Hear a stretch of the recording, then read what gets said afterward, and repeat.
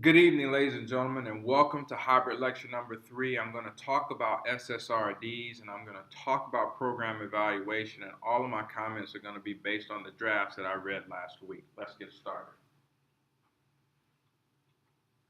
Okay, first of all, in the section on qualitative and quantitative indicators, I really need for you to name your variable, even if you just have a sentence that says the variable is. Okay, so the variable is abstinence from eating cookies. Provide a definition. Abstinence from eating cookies means that from 6 o'clock to 8:45 on every other Monday, I'll refrain from eating any chocolate chip cookies, but that doesn't include smoking. Name how it will be measured. Well, cookies are measured in cookies. Enough said. Who will measure it, when, and for how long? Now, I might say the class might measure it. Okay? I might say again from 6 p.m. to 8:45 p.m. every other Monday, and for how long over the course of a semester, or in our case, 16 weeks. Ladies and gentlemen, what I really need for you to do is to lay these fields of information out in a paragraph, one for the quantitative and one for the qualitative.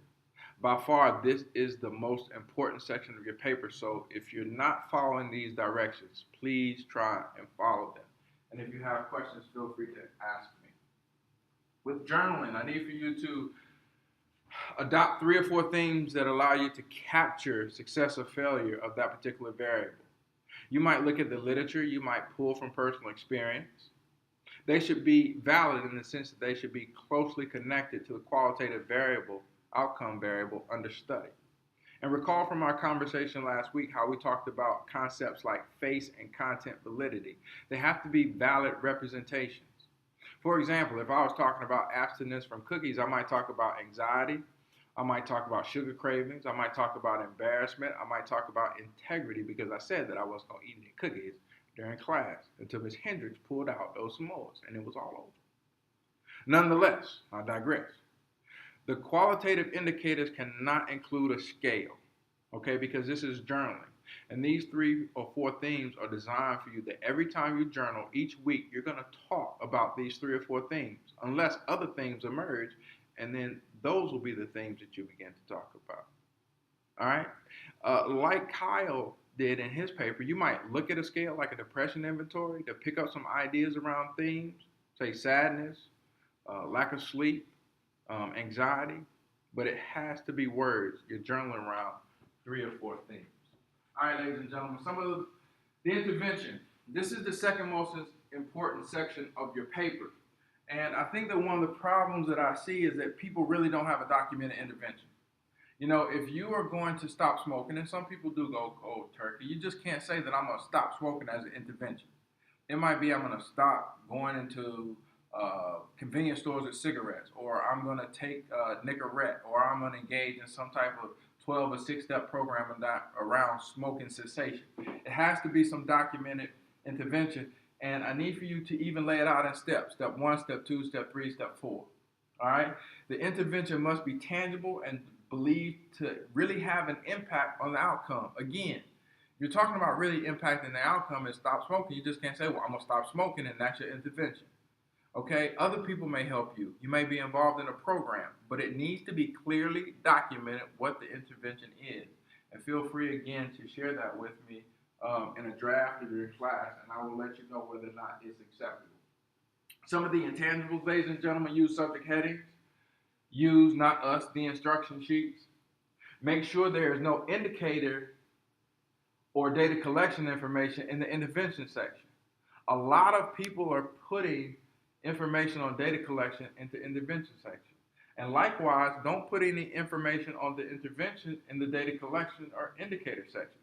One of the things that I do is I might write all the information on data collection in the red font. I might write all the information on the intervention in the blue font and just go ahead and free write. And once I'm finished, I'll organize all of the red font and all of the blue font. But I need for you to make sure that organization is there, because organization is a part of the grading. And lastly, ladies and gentlemen, please proofread your paper. Moving forward, I need for you to make sure that you begin to document your syntax, whether it's an ABA design or ABAC design. I need for you to document that. I need you to get some practice in with your graphs. And if you would like to bring your graphs to class, a rough draft over the next couple of weeks, I'll be more than happy to look at them, because at this particular point, you should have some data with regard to the success or failure of your intervention on the proposed qualitative and quantitative outcomes. All right, ladies and gentlemen, let's talk about a little bit about this program evaluation very quickly. You need to get your syntax together there as well. A lot of you are going to be utilizing this design, which is an O1X02 or a one group pre-test post-test design. That's the one that I advise. I don't think, if we were being practical about this, that we would be able to engage in a non-equivalent control group design where we have one group receive the intervention as indicated by the X and another group that does not receive the intervention. I think that it would be more practical for you to propose some type of pre-test, post-test design with one group. I need you to start to get that syntax together. Now, this is critical, ladies and gentlemen. First of all, I read a couple of papers where you're proposing client satisfaction studies, and those are not acceptable for this particular project. We talked before, and we actually had an early lecture on formative or summative evaluations, or studies that look at particular outcomes, okay? What is the intent of the program? With the seniors program, social skills is one intended outcome. With food security, healthy eating is one intended outcome. With children, it's motor and developmental skills, all right? Those are the types of outcomes that you need to focus on. And again, Jeffrey Huber would be a great person to talk to. I might be able to help you through some of that. Really, the outcomes should emanate from your descriptions of the programs. I saw a lot of the outcomes in the program description, so go back there. Just like in the SSRD, you want to define it conceptually. You want to talk about how you will measure it. But in most cases, ladies and gentlemen, these outcomes will acquire or require some type of specific measure. And that's why last week we talked about instruments for evaluation. You can go to measures for clinical practice, which might include some measures on social skills. They certainly include some measures on developmental skills for children. But you need to utilize the measures for clinical practice or the measures of personality and social psychological attitudes for this particular outcome study.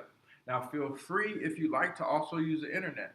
Now, what I would like for you to do is try your best to find a measure by the next class. I need you to define the variable and find a measure by next class. And if you're having trouble with it, we can go over it in class together. All right, ladies and gentlemen, that's the lecture for the night. I just wanted to give you the quick and dirty. I love the enthusiasm in the class. I love your thirst for learning.